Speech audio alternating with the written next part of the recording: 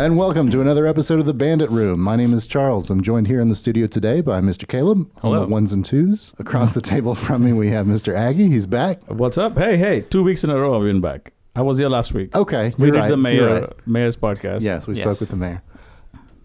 And you were here for that. Yes. I'm not saying I'm only here for VIPs. I know today's guest is a big VIP, but I try to be here. But I am a busy man. Brings us to our guest, Yes. who is a VIP, also a longtime friend of Span. Long-time friend, yes. Longtime friend of Span. That's right, yeah. He is the co-owner of Split Second Sound and the game day DJ for the Carolina Panthers, Mr. Vinny Esposito. Thank you for joining us today. Well, I got the VIP treatment from Mr. Aggie here, so why not, Nothing short of that from Mr. Vinny. How are you doing today? I'm doing good. Keeping busy. Thanks for joining us. Now, let's talk a little bit about how we know you. So you knew Aggie when he was living his prior life. That's right. Before Span. He was just known as a really good photographer. There you go, man. Vinny said it perfect. It was, but obviously bigger and better things were in store for you. But and that's how we kept connected, and it just built from there. But it was DJ and photography. That's how we right. did it. That's funny. I think the first wedding I met Vinny was sometime in 2007. Okay. Long time ago. Remember where it was? Wow. Was it Charlotte? Were you in kindergarten, Caleb? I wasn't even born yet. Jeez, he wasn't even a thought. We literally might have employees that are like that now. But no, I guess not. So 2007, I can't remember which wedding. One of those a country club in the golf course. I remember that first time we got introduced, and we started talking, and then obviously almost every other weekend we'll bump into each other at one of the weddings or function. A lot at the Charlotte City Club upstairs. Oh, yeah. With Nathan. Yep. I met him for many, many, many weddings there. One of the weddings we did together, Alice, I think she was on the cover of Carolina Bride. Ooh, We did Yeah, that we wedding did a together. yes, you were Carolina Bride cover. Yeah. She was on the cover. Yeah, we did that wedding Good together. high-end weddings, but I think what we got, and I appreciate it with him, is not only was a great photographer, but we actually always talked business, we talked angles, we talked things. It wasn't just, hey, I just need this, I'll see you later. Yeah. So I think that's where kind of when Future Things developed, it was because of the other interactions that I knew he was serious and good, and we shared other things and just kind of talked, and it went from there. Yeah, that's true. Why. Yeah. Right on. Yeah. It's interesting company to be around somebody who's known Aggie longer than we have. So Wow, you got any embarrassing stories or anything like that? Well, Surely not. if you want to cut this short right now, it's the end. You'll hear that DJ, and it ended. Scratch. Go one of those. Awesome. So how did you get into the business? So you've been doing this for how long? Well, since I moved here in '99 Yeah. is when I started back again. In New York, I owned a recording studio. I played in bands. I had long hair. For the people who can't see, I'm bald. So basically, I was always doing that, DJing, entertaining. And I came here, and actually, I was going to do nothing in music. And then I realized, man, I made more money in New York than you do in North Carolina in '99. And I just bought a house. I'm like, I got to start making some extra money. Jobs, and I was in the trucking business at first when I moved here. Interesting. Yeah, we were just talking about that. I worked for Jevic and eventually even Land Air and Forward Air for years. But I needed extra money, and I started just reaching out to people, and that's how the music business started back up again. So it started back in '99, September. I'm trying to figure out the week, but at Belmont Abbey was my first sound job in September of '99, and I did a wedding a month or two afterwards at the Rock Barn. Up in Hickory area. Nice. And that was my first wedding ever in North Carolina. And then from there, it's well, wow, it's been the rest is history. Yeah. All right, fantastic. That reminds me of September 1999, which is my birthday month. I remember I was in Finland that year's birthday. So you were in Belmont Abbey, and I was in Turku, Finland. And he wasn't even a thought. He was not even a thought. Correct. So Correct. we went full circle on that one. So you started as a performer. Were you a singer, a songwriter, or No, if I was a singer, my career would have been over. My wife's a great singer. I was a guitar player, entertainer, DJ. I was the front man, but I wasn't really the DJ. I was the MC. Gotcha. And then when I had bands, I always surrounded myself with good people.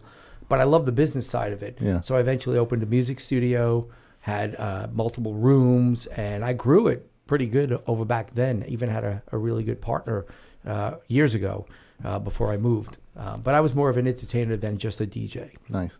Now, you've been very successful, as we mentioned, in the Charlotte area particularly. You've done events such as with Steph Curry's wedding. You've done, obviously, the Panthers. It's a large scale. You're playing for 70,000 plus people. Do you ever get starstruck or anything like that around these kind of large figures that you're around? No, the only one I got kind of a little starstruck was I did a private party with Justin Timberlake. Oh, yeah. In Charlotte. But I just recently, we did a job in Cancun like 2 months ago, and I got to open up for Flow Rider. Wow. So the only problem is he had all these women on stage. My wife was one of them, and he grabbed her and started like bumping and grinding on the dance. And I'm like, hey, it's the wrong bald guy on stage. You know what I mean? It all good. It was fun, but I don't get starstruck. I just working for people that are higher celebrities. It's just like people with money to the girl next door. Mm-hmm. It's not just a job. You got to know your situation, but it's cool to be known working for people like that or jobs associated with that. And it's a lot of fun, but it also puts pressure on you, which the pressure's cool too. Yeah. Awesome. Describe the difference between doing something like a personal event, such as a wedding and something like that, or doing a large-scale arena, like when you're working at Bank of America Stadium. Obviously, you're doing the same job, but it's a very different environment. So. Well, the dynamics are different, but the emotions are the same. Uh-huh. And I'll give you an example. I had really a couple of great weddings this past weekend, and you didn't know what I was going to play, reading the crowd, having fun with them. Well, in football, I do it as I DJ as a party like I'm a guest, not as a DJ. Okay. If you're on the dance floor, you're partying, what would you want to feel next? Would just make you explode like, I can't believe he dropped that in, or I can't. Yeah. Well, in football, I do the same thing. I can't control the dancing part, obviously in a football thing, because it goes with the flow of the game. Yeah. But I act like a fan. If we give up a touchdown, maybe it's an angry song. If it's it's a celebratory song. It's a cool in-between break, play a mashup or something else. So I kind of try to play as if I was a fan to ride the emotion and flow of the game. Okay. And sometimes when you hit it, it just, the players are into it, people are into it. So it's the same mentality of reading a crowd and thinking you're on the other side. Yeah. Except a party, you're about dancing. Yeah. Football, you're around just reading the emotions to accent the game. Gotcha. So are there any big restrictions from the Panther, as if you can't do this or you can't play this? Are there any regulations? More now than before. The NFL has very strict rules. Like, you can't go 20 seconds past the play clock. If the center touches the ball before, you got to stop the music.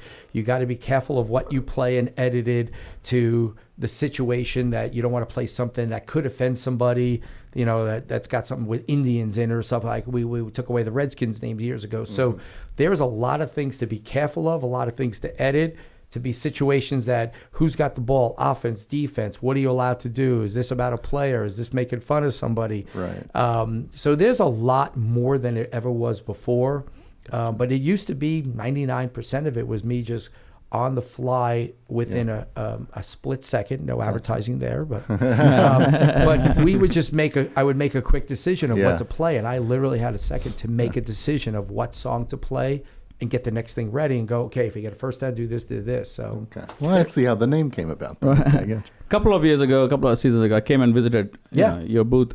Do you still work there by yourself, or is there someone from your company helping you? No, I used to have somebody helping me, and then after COVID, they stopped and never got them back, budget or whatever reasons. But I needed somebody to help me watch the clock. I'm figuring out the next song and do it. So I used to have somebody in there.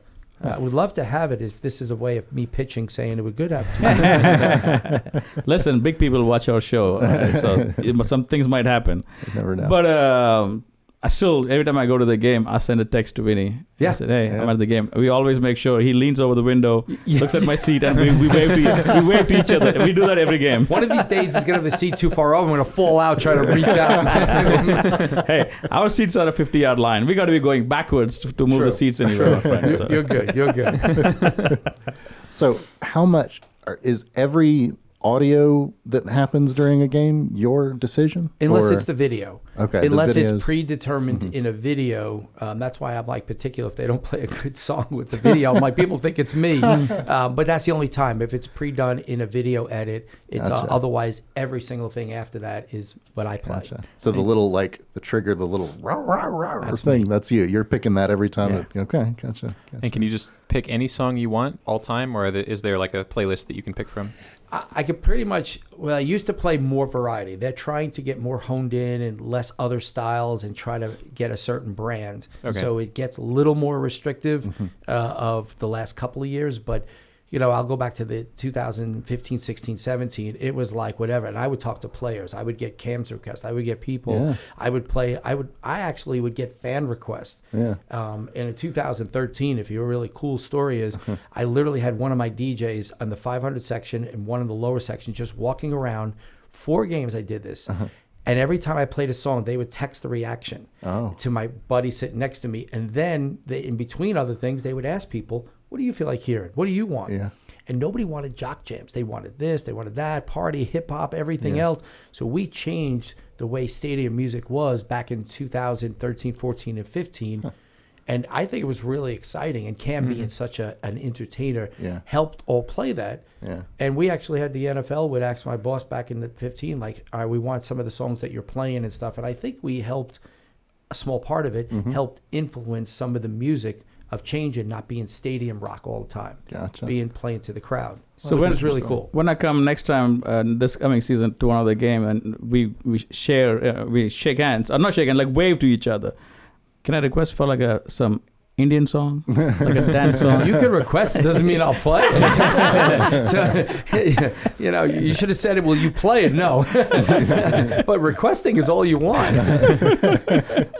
You know? Nice. It's a good try. Yeah.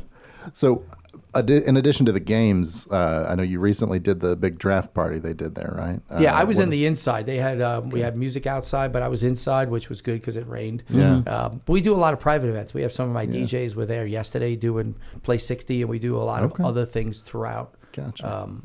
the stadium. Yeah. And you mentioned working with Cam a bit there. How interactive are you with the players? Now getting back into it. Yeah. For COVID, kind of shut it down for a couple of years, but Right. before I talk with them, and I still do things with them. They'll do some of their private events, but I would go by a practice. I would talk to them, get requests and stuff. Yeah. They would give me their numbers, you know, if they had requests and stuff. So I want to get back into that. I started a little bit last year, but like I said, it was shut down for a while. But in the past, man, DJ Moore last year, and I'm really sad that he's not there because he would text me hours before the game and say, hey, Vin, can you play this for me? And I'd be like, man, I got to quickly edit, get it ready. Yeah. But he did it a couple of times. I'm like, dude, 4 times in a row now, we won when you did it last minute. Like, keep this going. So one day he did it from a different number. Oh. And I'm like, where's your request? And he's not doing it. And all of a sudden he requests from this other number. We lost the game. But then after I had his number, we won the next. I'm like, see, you got to do it on a regular basis. We would win. But it was cool. It Got to was play fun. with the DJ once. Yeah. Let's talk about DJing as a theme for just a little bit. Now, what would you say separates what you do, a proper DJ experience, from either another type of entertainer or just a really good playlist that somebody's put together? Energy and psychology. Yeah. The energy is me and you as DJs, if you're a DJ, can play the same song at the same time, but we can get 2 different reactions. Part of it is the energy you bring before leading up to it. The other part of psychology is when you mix, a lot of DJs who do scratching and effects and everything, make your conscious mind see that something's going to happen. Yeah. But your subconscious recognizes music or things before it happens. Like, you know, something's wrong about it. I feel it. And then all of a sudden you realize it. Pattern recognition. When you do 2 things with music is, one, you bring in music underneath and slowly switch it. That people don't know. Their subconscious starts to realize and pay attention to what's happening. And then all of a sudden they're conscious. So they're actually paying attention to your music even more because you did it through their subconscious and not drawing attention. The other part of it is you're also getting them to either dance to the next beat and they don't even realize it. So when you went from words to words, they're dancing already to it. Or you're testing a song. By bringing it in and doing it, you could see body language of things of people getting into it, or they're not I'm not going to bring it in. I'll go to something else. Yeah. So there's a lot of psychology that I do that's very different from the average DJ in understanding how people's emotions react to music, which really works in my favor. And it looks and sounds so simplistic, but why do I get a lot of people like it? So a lot of it is kind of reading a room, understanding the environment of each individual place that you're at. But at the same time, you've got to have a plan going in. So like, I'm sure you've got kind of a list of things that you kind of, a ballpark list of what you would choose from. What's the percentage of like what's planned versus what's kind of improvised on the scene? Does it vary completely from event to event? Yes. And weddings and private parties where it's more of a dance. Yeah. It's more improvised. Yeah. Reading the crowd completely and reacting. Like Saturday, I'm doing a job at the PGA, and I'm playing in between, like the finishing up, and they want to keep people to watch the steeplechase there, I think it is, Gotcha. right? So they want me to entertain a few hundred people doing it.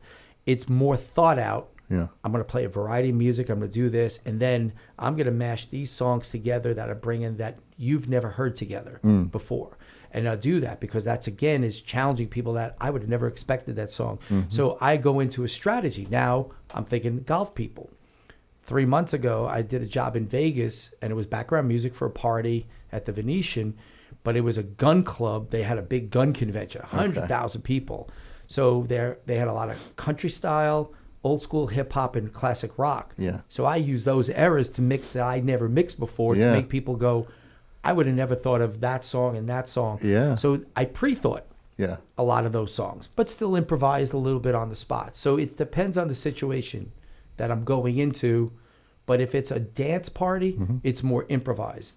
If it's kind of a background, feel it, showish, I think of a lot of it, but no, I can adapt. Having to have such a breadth of knowledge of all the different styles of music that you could choose You just from called for me different old, events. right? You called me I'm old in the business. No, not He at wasn't all. even born yet. You're going back to that. Okay, I got it. No. Do you actually enjoy most styles of music? Do you Yes. enjoy music in general? You could say. I do. You know, one thing I've learned, I've done so many now multicultural. I do a lot of weddings and parties for the Middle Eastern community, Indian community. The musics and learning how to mix different styles of music and cultures is one of the wildest things. Even though I don't speak languages, understanding what they do at events, understanding the music and the joy of it is wild, and mixing that stuff together. So, Well, it's got to be interesting because you're talking about you're going from a gun event where you're pulling a lot of country western type stuff, presumably, and then you'll do something for a completely different event. And to have the knowledge of it, that's fantastic. Caleb, I know you are into movies. Are you into music? Do you play any musical instrument? I don't play music, no. No. I listen to a fair amount. see, but if I ask you Saturday, what do you feel like hearing? You probably won't know what you're in the mood to hear. Yeah. But if I ask you Saturday, that's why I like to engage people the day of the parties and weddings, because your mood is different every day, and that allows me to feel your mood at that moment. Because if I ask you next Saturday, you might have a different request. So that's why I think DJs who go in there, I like mixing this and playing this. Yeah. And that's what I think makes it special. It's like you are really making that people, the guest, everybody feel special for that day, playing and talking to them and interacting as one of them. That's what I still love doing. Weddings as much as playing the big events. Actually, the weddings are more personal. Actually, it's a more closer bonded feeling. Yeah. So, do you still personally DJ a lot of weddings, or your company is much larger? So No, how does that Saturday work? I was at Hilton that Friday. I don't know where I was Friday, Andrews Farm. Thursday was the draft party. Tuesday I was at a corporate event in the city for TIAA. Monday we had I forgot what event it was. Sunday was the cheerleaders auditions. Saturday was a wedding. So, I mean, those are all days in a row of me, not even business, just me DJing myself. Right. Okay, that's cool. And how many DJs do you have on staff? Probably about 30 to 35, plus about 15 to 20 musicians, motivators, and other people like that. So about 50, 55. Do you find yourself listening to music constantly in your spare time? No. Or personal time? No. Only no. when I need to work on something. I listen to sports radio, or don't want to have anything, or I talk to people on the phone, because I like all kinds of music. Right. And only if I have to prepare for some, I'll go in that direction. Yeah. Just to keep it fresh. I don't want to have a burnout. Right. That makes sense. So for all your DJs, do you pass on your knowledge and the experience to them on a regular basis, or they just on their own style? Oh no, we go through a lot. They have to work their way up. Like, you know, they have package levels they have to be. We don't just send anybody out. They go through workshops. We got one young guy working with us about a year. He's not even ready to do weddings or anything on his own, even though he's probably already DJ. There's a certain level they got to work their way up. We don't just say, all right, you're buying this package, you get this. You know, like you pay more money for me, you pay more money for some of my top guys, because you're paying for that experience. You know, because somebody may say you're doing a 4-hour party, you're paying. And here's a great stat. We figured out since we moved here to Charlotte, we've done over 8,000 weddings. I forgot the exact number. Over 80,000 hours of entertaining. We trained over 500 DJs over those time periods. We were starting to do like, why join us and stuff, and it was some of the amazing stats. So That's pretty training cool, man. is big key. Yeah. That's wild. Now, just part of your training, just give us a little bit of inside knowledge. Like, what is it that you train them on? I mean, they got to have some idea of what a DJ is or what a DJ should be. So what do you look for? What do you look for? What is the knowledge that you share with them? First thing is the heart and mind of a person. You can't train somebody if they're not a good person and they don't have the heart condition to be cooperative, to want to learn. If they had an ego, most guys flame out because they have egos and we get rid of them quickly. So I look for that first. Then it's where's your skill level. So even you guys, if you're looking like, are you good mixing? Are you good MC? You good outgoing? You could talk on the mic? Then we work on what they don't do well and see if they can develop. But as long as they progress, but they still have to be a good person, be responsible, be a professional. Most don't make it. Most don't make it because they don't know how to do all the other ingredients. They just a good DJ. They know wiki, and that's it. And they don't know how to talk on the mic. They don't know how to make good sound. They just know I like to mix. Or vice versa. So it's a training process because you have to evaluate and then to see if you can help them grow. And some have done a great career out of it. I mean, some of us guys, we had guys 15, 20 years with us. They made a great living. They got more money. They get paid percentages, higher packages. Some, a year later, we're the most talented guy. We're letting go because he's got a huge ego and he's not easy to work with. But, so from the tree of Split Second Sound and Vinny, are there any big DJs in the area on their own, I guess, become a competitor for you? I'd like to think accurately without an ego saying we are the biggest and best at what we do. There are a lot of good smaller DJ companies out there. There are very talented guys out there, you know, and I respect them, you know, like Ceasefire. He's a guy, he's got a couple of DJs, you know, Rosis he's got a phenomenal product, phenomenal guy. We're just bigger. But I also have a motto, what we did this year is we want to be badass, not bigger. We don't really want to grow. We learned that for COVID. We don't want to keep growing. We just want to make sure we keep that badass attitude of being as best as you can be. Even if it means getting smaller, which technically this year we got a little smaller. We let a lot of DJs go from late last year to early this year. You know, and we didn't raise the bar. We raised it another floor. And some just can't make it that far. And it's okay. So in the world of DJs, how tough is competition, or is there a brotherly friendship among DJs that you guys have your own club or share knowledge or take care of each other? A lot share. There are some egos. Everybody wants to be their own boss and president type of thing. But I think it's pretty good in that respect, that people are trying to help it. Our biggest competition is price. You know, anybody can get a couple of, $1,000. I got 2 cheap speakers. I got a laptop. I could play music on a $99 mixer. And they do a party for their friend and they go, I could do their wedding. That's our competition because people don't know any better. But when they really know the industry and do it, we're still doing very well in bookings. With that, we have no marketing. We actually have $0 in marketing. We do a little social media, but actually nothing. And I think that's a really good feeling. And a cool stat, I think Charlotte DJs or Charlotte wedding DJs, Split Second Sound is Googled 3 times more than Charlotte DJ. Oh, wow. In searching. That's cool. So our SEO is really good. Very cool. You know that stuff. Well, that's what I was going to ask is how do you go from just you, sounds like in 99, to doing all these huge events and having this... Describe the growth process that you saw from the early days to... How does that happen? All of it was all organic. Yeah. You do a good job, people like what you do. And it became eventually volume. Now, let me express it. I moved here, I had a day job, and I kept the business growing. I had people working in the office, even though I DJ'd, and I never took a dollar from the business. And in 2008, I quit a job during the recession. All right. You still weren't born yet, right? So, I doubled the business in 2 years and kept growing. It was just a matter of time, effort, persistence to be the best you could be. Learning little tidbits. I remember one of his sale techniques. He talked about play the video, do this, tissue box, put it out. I remember things you said to me of like sales, learning from people over the years of how to be the best possible person or best business person you could be. Yeah. And you take all those things in. So it was very organic, having good people. You have some bad people, but you have good people that stay with you 20 years. My first 2 DJs I hired in 2000 retired in 2020, 20 years later. They were in their early 40s. So I think that with good people surrounding yourself, but you're going to have hiccups. You're going to make mistakes, or you're going to get guys who take advantage of you. Yeah. The other part most people miss out on or don't realize, it's not just an art. You got to be business minded too. Yeah. I mean, just because Vinny is a good DJ or I'm a good photographer, people don't just come and knock on your door on day one. People forget about the hustling that we do to be relevant in the industry, so more people see our work, and then so they can start recommending. I mean, I only advertised in 2008 and 2007 and 2008. After that, I didn't know any advertising, and I was booked a year and a half in advance.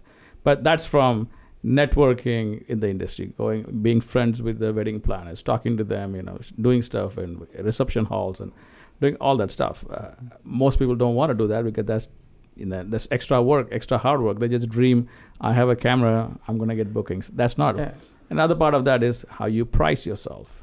Where do you say no, I don't want to do your event because of whatever reason, because you got to think that strategically, is that going to help me move my business forward next year? If it is not, then you have to, you got to have the balls to say no and walk away from it. As a business owner, where you are the business, any booking that comes your way and you're saying no, that's money leaving the table. But you got to strategically think about the future of the business. And most people who get into the business, like I just bought a $99 speaker or mixer, and now I'm a businessman, or I bought I shot my friend's wedding, and I can be a photographer. They go out of business pretty quick because they don't do that hustling part. And that's important. Everything you said is accurate. IG, Instagram, and social media has clouded it because what you talked about is relationships, and social media doesn't do that. So there is a little bit of the price, and you see the images, you think it and stuff. But you know what's really interesting? What you said, and I think you would find this. I was more of a business person and entertainer for many years. I built a company. I wasn't the best DJ. For many, many years.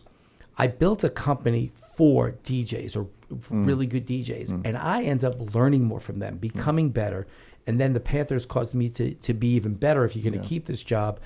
And somewhere along the line, it became like Outliers, 10,000 hours, that I became a better DJ over time because of these guys. So that's the hard part of now trying to run a business, but also I want to be one of the DJs because this is cool and stuff. So that's been the hardest thing. And again, without a business partner like my wife, who's been instrumental through all those years of it, helped besides other good people. But I didn't become, you were a great photographer and a business person. I wasn't a great DJ. I was a great entertainer and MC, but I eventually became that just over time.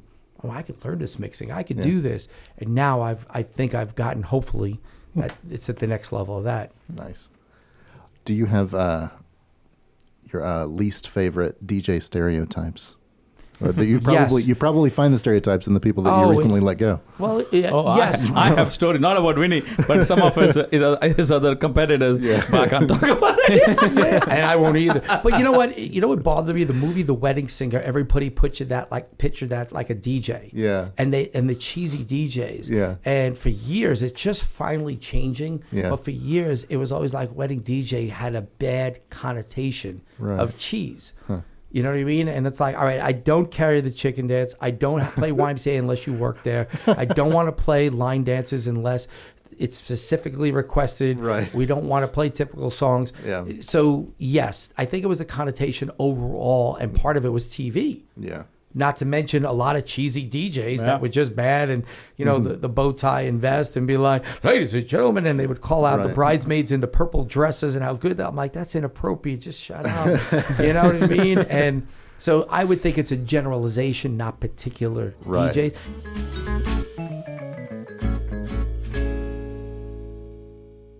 Express Tax Exempt is now tax990.com. We changed our name to make it even easier to recognize us, but everything you know and love about Express Tax Exempt is still here. Tax990.com still provides you with easy Form 990 filing, free schedules, great customer support, and much more. Learn more at tax990.com.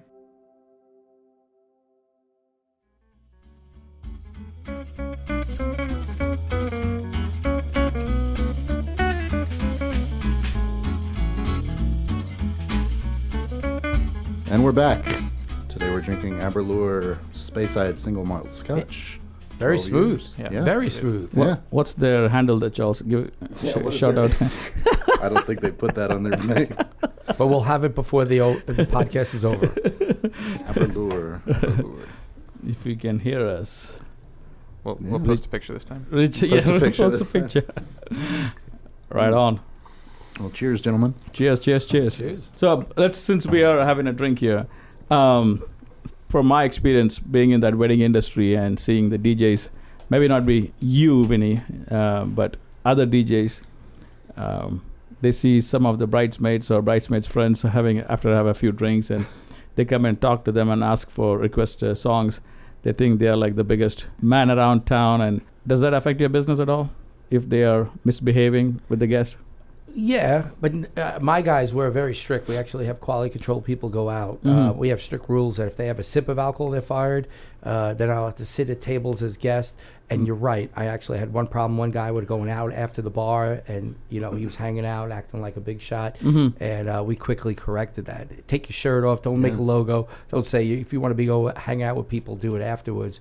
But we're actually really strict about some of that. Which sometimes people want to be their own people. Well, be your own business. Makes sense. Right on. Would you say is that unique to your organization, or do you think that's common among other DJ services? I think there's a few smaller ones out there, like the guy mentioned before, that have probably good ethics to them and stuff. But I think it's old, like rock star mentality, sex, drugs, and rock and roll. People think I'm music, I'm popular. We're there to do a job. Yeah. And we're not rock stars. Now, maybe when we do some of the big events we do, I've opened up for, a number of big stars, and some of my guys have. That's a different story. Yeah. Not that you're drinking and partying with girls, but you're just here to have an event, have fun with people, and be respectful. Well, there's almost there's sort of like a performer's high that performers get after a large show. Do you experience that sort of thing? Your team typically? Yeah. I mean, when you got people singing, dancing, improvising, having fun, or you drop a song that just makes people lose it. Yeah. You know what I mean? Like you feel it teasing in. That is a high. Yeah. Just like at the stadium. All of a sudden they get a good thing happens. You play the right song that they love it. Yeah. That's a good high. Yeah. Can you describe a situation like that where you did something, you noticed something happening in the crowd, you mixed something a certain way, and you just can tell that it just clicked, like it was just I'll give you a wedding one, and I'll give you a football one. Perfect. The wedding one is a couple of years ago. I did a wedding. I think it was the Bradford, a couple of hours away, and I was playing, and I want to say it was the song "This Is Why I'm Hot," and underneath it, I started bringing in "Gangsta Paradise." And eventually the music was playing, and the groom was out there like, I hear, come on, bring it in. And he's getting his buddies ready, and they're looking at me like, come on. And I kept hanging it in. And he was just like losing his stuff. Like, I'm waiting, but it was in a fun way. Yeah. And when I finally dropped it, they just went berserk. and it was cool because it was he didn't notice it psychologically. And all of a sudden he's like, I think I know what it is. And he's telling his buddies, and he's like, when are you going to bring it in? And the anticipation, I brought him to the edge before I actually did it. So that was a great. The other one, the Panthers, I remember 2015 against the Cardinals, championship game. And Luke Kuechly just got an interception. We're 100% sealed the game. 5 minutes left in it. Dude, that happened right in front of our seats. Really? Yeah. Oh, you were in the corner when the guy fell out off the stands into the field? Yeah. So coming out of commercial, my boss, I was thinking, he goes, what do you got? And I forgot what it was, and we went back and forth, but we played Kernkraft 400, which is a very stadium song. We never saw a crowd, 70,000 jumping, that I was in a cement booth. Yeah.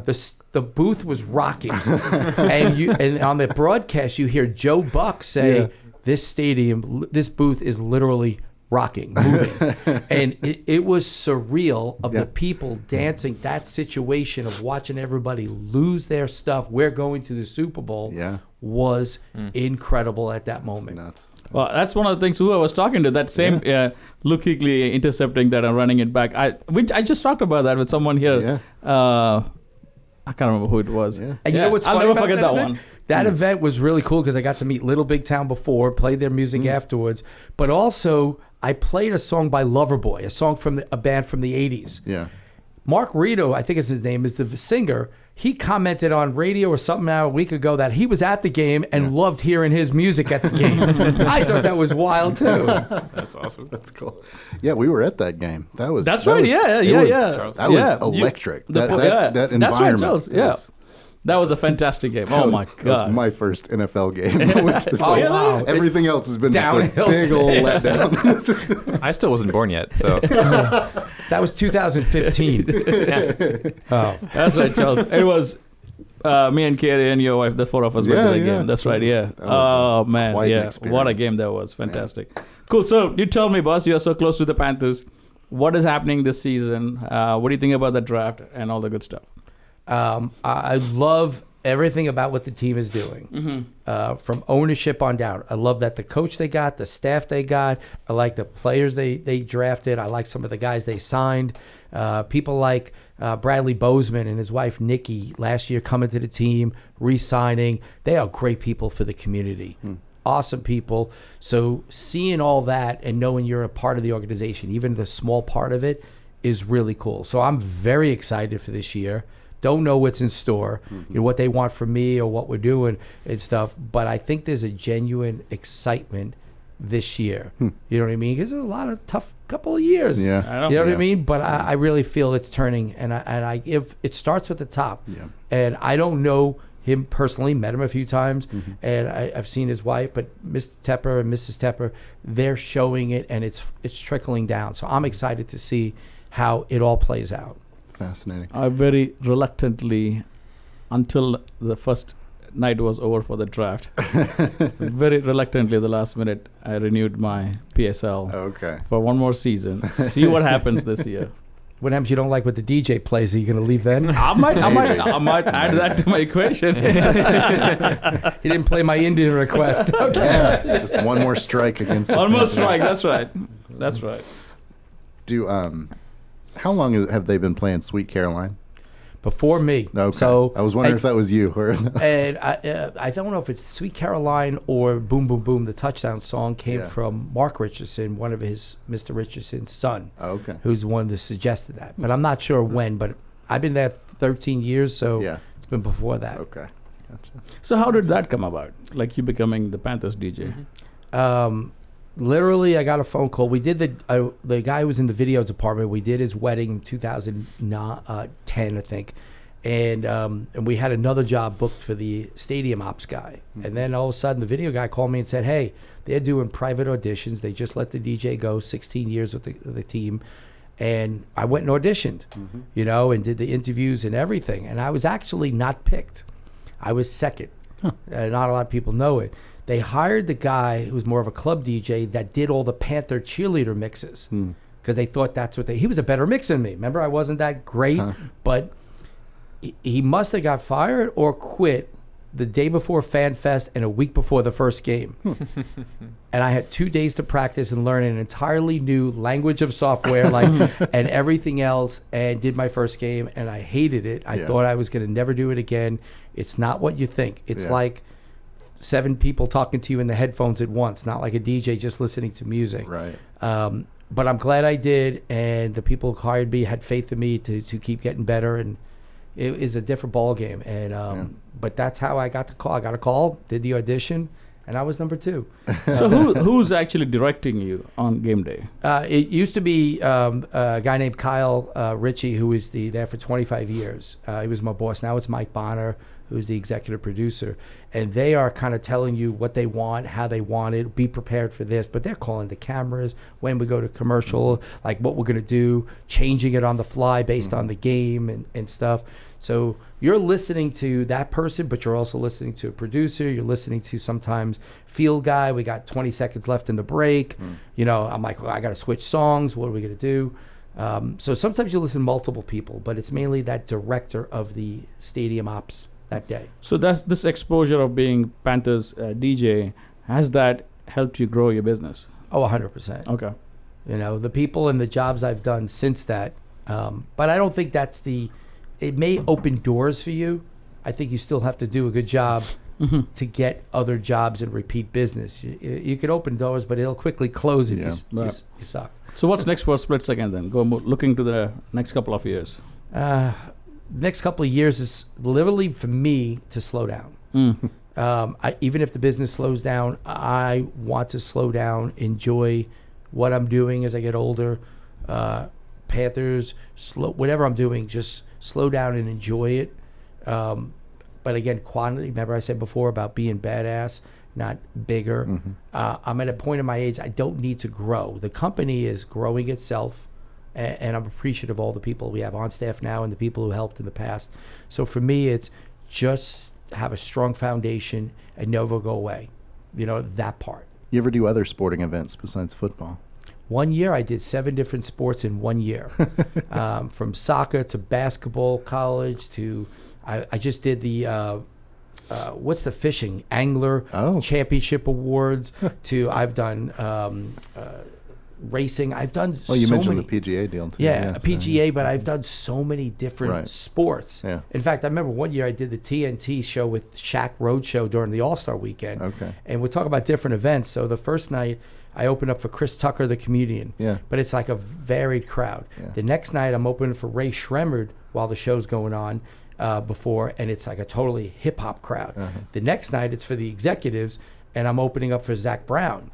So 3 nights in a row, 3 Totally different different crowds. Wow. You know, and the biggest thing about Zach Brown is I remembered one that Charles Barkley was in the VIP and they're just hugging on my wife. Yeah. You know what I mean? It's like, she, you know, just like Flow Rider and stuff. But it was just a cool experience. So that's what the things bring to me. Yeah. We got a little, not a quiz necessarily, but we saw this thing that you did recently where, recent It was it like was, 10 but years ago. it was a long time ago. Before he was born. It was before this Yes, guy. yes. Where somebody gave you a scenario and you picked a song to match the Okay. scenario. So for this one, we're going to reverse it and give you a song, and you describe the proper scenario to use that song. Okay, interesting. Yeah. Do you have the audio cues? We'll I give it do a shot. want to give my disclaimer to the podcast that I attend, and these kids come up with these games. There's a disclaimer. I have nothing to do with it. They put that part together. Here we go. Aggie expects absolutely There we go, nothing. clanking in glass. We're good.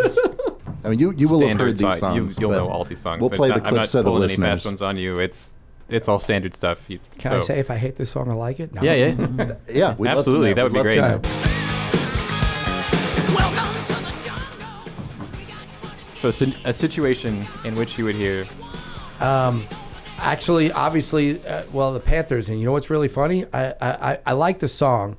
The first year I got the job, I eliminated that song, Crazy Train, and I forgot the other rock song, Cat Scratch Fever. I said, I'm not playing that the whole year, so it changed because we played it. It's a typical jock jam song. Yeah. It's definitely rocking. I would play it occasionally at a job, a wedding, but I would also maybe play it at that gun show or something else. Gotcha. You know what I mean? The right event. Gotcha. At the right event. It's a rocking song. That beat and everything is really cool. And in fact, that drum beat in the middle where it gets low, that to me is a build up from in between plays. Gotcha. Just that guitar, that drum part, you know. So, good song. So that was Welcome to the Jungle by Guns N' Roses. Correct. Next up, we have... It is one of the best rock anthems still to this day. Yeah. And in 2016, the pep rally for the Panthers, I played this. I have a video of it. I actually just posted on my Instagram 2 weeks ago, and it literally had 25,000 people at Romeo Barton Park singing this song. It is Wow. a great anthem. You just can't play it at a football game necessarily when you really are stinking and you're hoping for a prayer because then people take it the wrong way. I learned it's like, are you just basically praying that we get the right play? But at a wedding, you get the right crowd. Man, that is a great song. Yeah. And that was Living on a Prayer by Bon Jovi. 122 BPMs. And you like it? Yes, I like it a lot. Gotta like it. All right. Because I'm happy. Clap along if you feel like a room with Happy. Yeah. Pharrell. It's a great cocktail song. I would probably never play at a reception. It's one of those fillers in between, but up-tempo cocktail music, or I'm playing background music, but I want to keep it up-tempo. Mm-hmm. It's a good song. It is a good song. Overplayed. I actually play a slightly different version that's more funky, a remix of it with those words, Yeah. because I want it to be a little different. It was so popular. Oh, yeah. I don't want to burn out people on it, so I play a slightly different version, funkier. It works really good, and I use it for cocktail, dinner, background music, that type of stuff. Yeah. Vibe, and that's about 80 BPMs. Sandstorm, 135 BPMs. It's USC's big song. Yeah. So when you go to the Gamecocks, Yeah. but also I just recently been doing a really cool mashup of Pepis, underneath bringing that song, mixing the two songs together, back into Pepis, and then out of Sandstorm, because it's got about a minute before it drops and stuff. Very good song. Gotta have the right crowd. Good for football occasionally, but actually the way EDM and house music is getting at private parties, you get the right crowd. Like I said, I had this weekend, I played it. Yeah. It's really good for private. Yeah. Good song. Sandstorm by Darude, which I think is a Swedish company, or it's Holland. They're from Holland, I think. Because I had a customer that was from Holland and wanted that at one time, and that's how I knew they were from Nice. Holland. I think from Holland. I want to be sure. this shit that ice cold. Very good song. Uptown Funk. Very popular, still popular, but I play remix and I mash up a lot of songs with it. Yeah. So when the bass drops, when it goes lower, I'm actually bringing in other songs like Ice Ice Baby and other songs to mash up with it, but it's still a very popular, strong beat song. Yeah. I actually started bringing back the funk of that song, 115 BPMs. Yeah. Bump the jam, bump it up, bump it up. Love this song. Tektronix. I actually play this a lot now. I play an a cappella and I bring it over words. It's 124 BPMs, but it's a good high energy dance song from the late 90s, I think it is. Mid 90s, late 90s and stuff. Tektronix, love that song. And actually a lot of people do, because we get a lot of requests for the 90s, early 2000s. Really good energy in that song. So before it, I've done where I'm playing Now That We Found Love. This is, it's the one by Heavy D. Now That We Found Love. That's the song. And I play it, and then right when it drops down, I actually play the a cappella version of Pump Up the Jam over it. Then out of Pump Up the Jam, I play and I match the beat. Outcast is The Way You Move.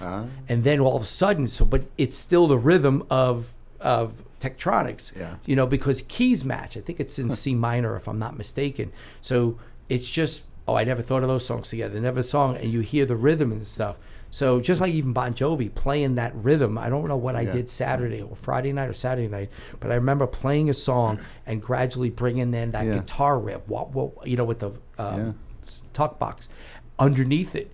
So about 30 seconds, 20 seconds before I dropped Living on a Prayer, you heard Living on a Prayer, the rhythm over the vocals that was playing. All those are good songs, but just don't play all the typical songs. I wouldn't play all those songs, but mix them in with other songs. Man, it changes things that you didn't expect it. And I think that's what keeps the psychological part of people interested in them. Yeah. So this is what comes to what Vinny was talking earlier on before we went on the break, about the experience and the knowledge about it, the background info into it. That you can't just buy that. That comes from experience. Actually, going through it year after year. I mean, Vinny, I'm excited to see you still have that passion for your trade. That's really good, my friend. That's really good. I love it, and especially if somebody's paying. But even if they're not, even if I'm doing a charity event like we do Ronald McDonald House, making it a great event, still being out there doing it. Yeah. Fantastic. What do you have for us? What do you want to ask us or talk to us about? Or well, I've been not amazed, but and I'm not even that I'm impressed. I just know that the way you are, the way you've grown, moved to see this business. What do you see Like, I want to still learn from you. I remember the tissue box thing and the sales thing and stuff. Describe that. You gave like the Cliff Notes version. You No, cannot. come on. It was a one-on-one conversation. No. Yeah, so Come I'll leave it on. at that and respect it. But I love the way you approach business, the way you talk about growth, the way you do things. What do you see? Like, what is for you? Oh, I mean, that's a good question because I just came back from a riding trip up in Tennessee. We were riding up the mountains over there in Kentucky, and then a couple of youngsters who were riding with us. There was a group of like 30-some people. And during breaks, they'll come and ask questions. Like one guy just started a drone business, repair and kind of business.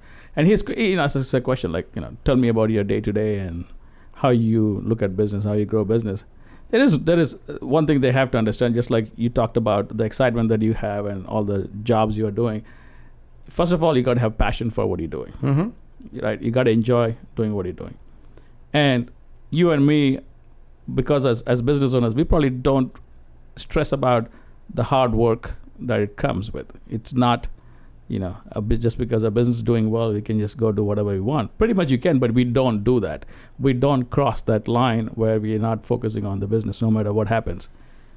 A lot of businesses fail because they forget about that. As soon as the business starts doing a little well, they lose focus on it. And which I did. 2015, our business was growing so fast, started losing focus on the core business and started building a lot of supplementing business, and which was not good. So I had to go and do a course correction, bring everything back in 2017, 2018.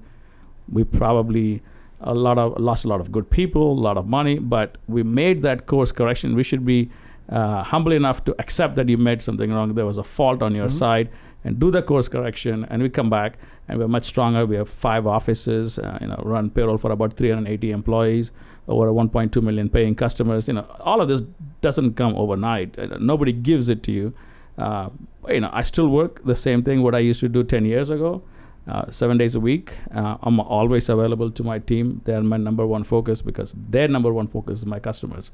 So that's never going to change.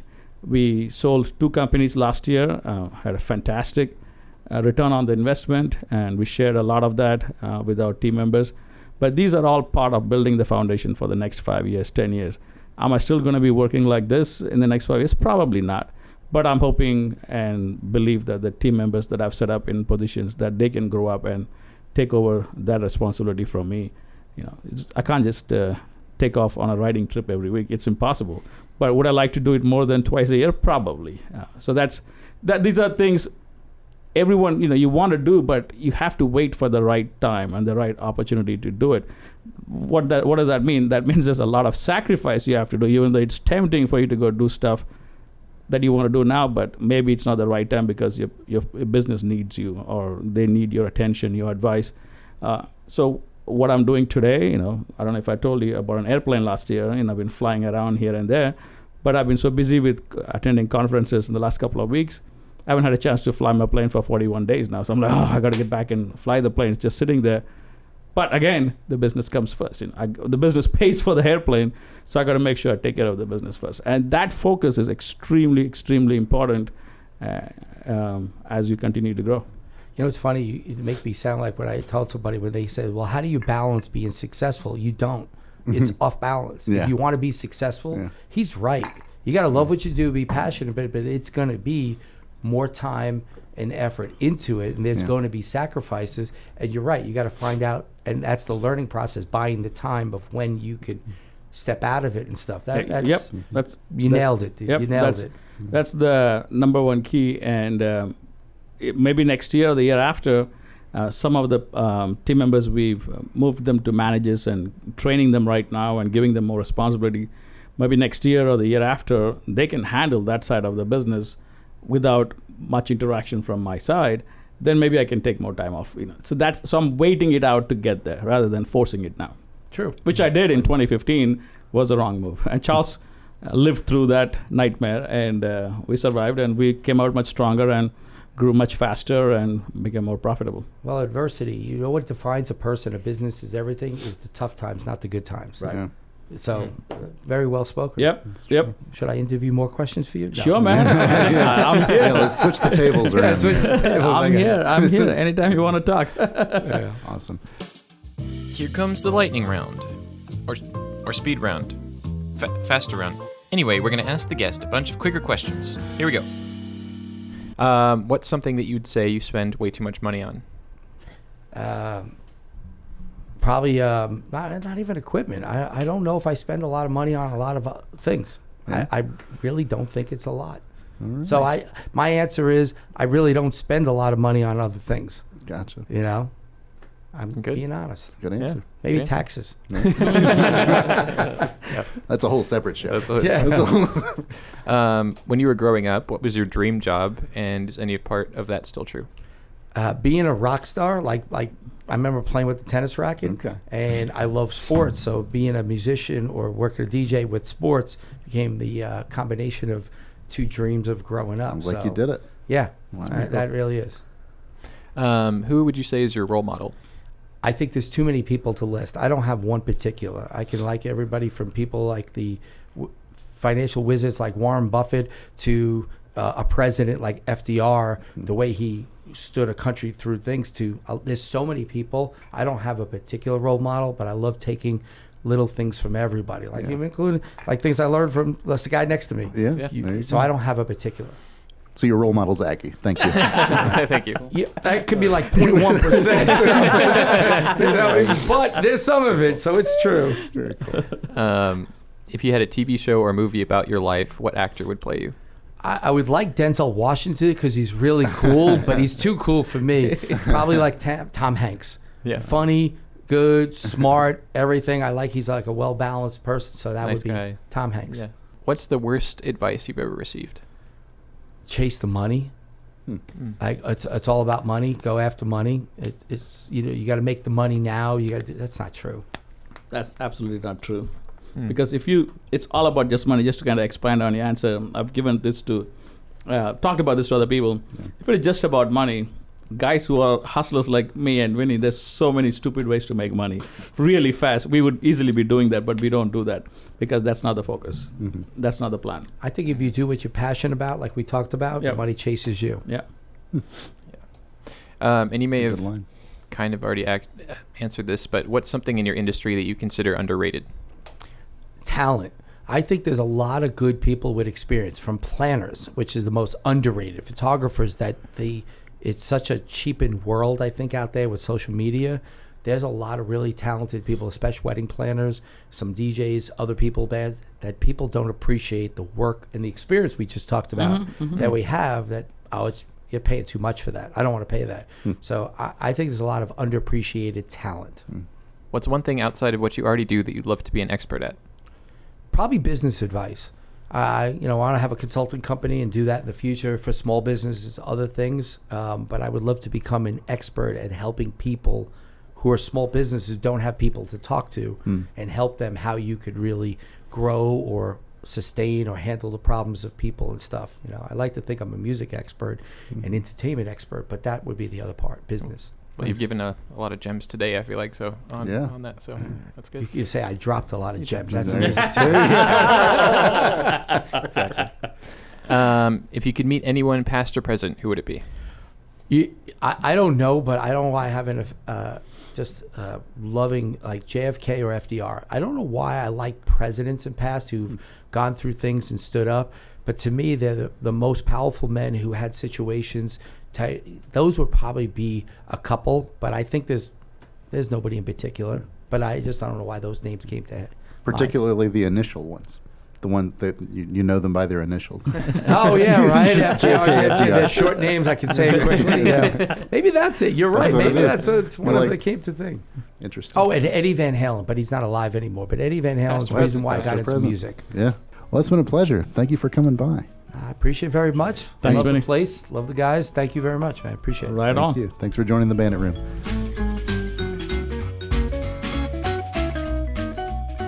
The Bandit Room is a production of Span Enterprises, located in sunny Rock Hill, South Carolina. We've been developing, supporting, and growing successful IRS e-filing and business management solutions since 2010. Go to spanenterprises.com now to learn more.